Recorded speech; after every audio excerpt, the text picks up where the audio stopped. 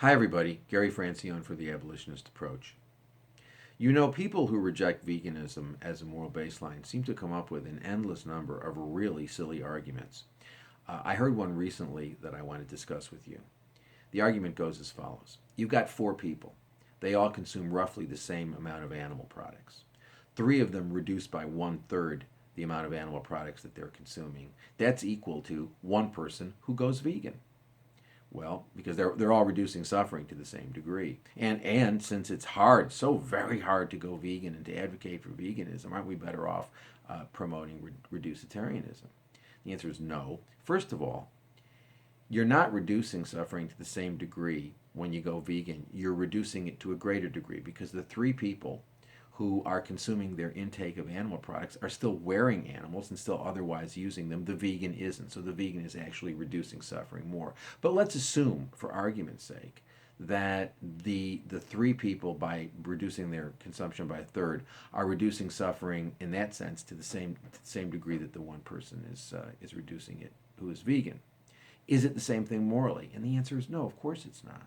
Because things are never going to change. We're never going to change the paradigm. We're never going to shift the paradigm away from animals as property and toward animals as non-human persons. We're never going to get people to see that this is an issue of fundamental justice if all we're doing is focusing on reducing suffering.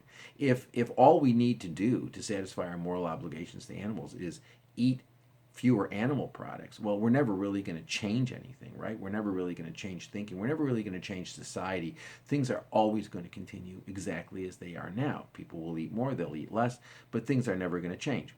I mean, think about it this way. Let's take a period of time of 15 years. Let's take it under ideal conditions where you have people advocating for the reduction of animal products and people advocating for veganism. Well, the people who are advocating for the reduction of animal products, where are they at the end of 15 years under ideal conditions? Well, they've succeeded in getting people to reduce by a third their intake of animal products. Okay, where are the vegans getting?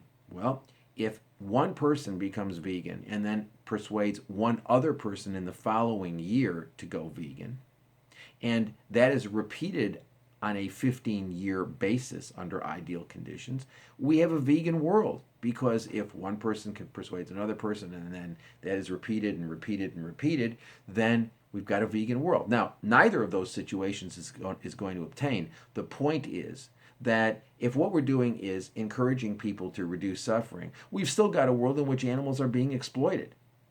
Okay? Whereas if we're advocating veganism, even if all we do, if each of us does nothing more than persuades one other person to go vegan in the next year, we have a vegan world. And look, think about this argument in the context of human rights.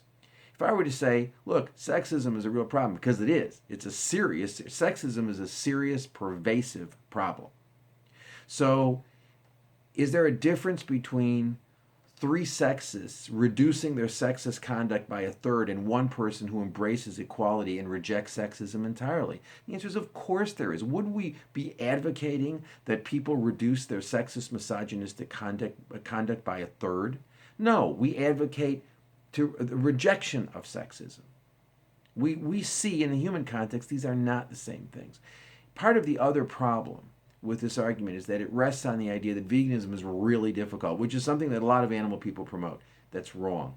As animal advocates, we ought to be promoting the idea that going vegan is easy, because it is. One of the things I'm really excited about is a project that we're working on to bring more and more cheap and easy recipes to people so they see how easy it is. In any event, for all the information you want about going vegan, go to our website, howdoigovegan.com, and thank you very much for listening.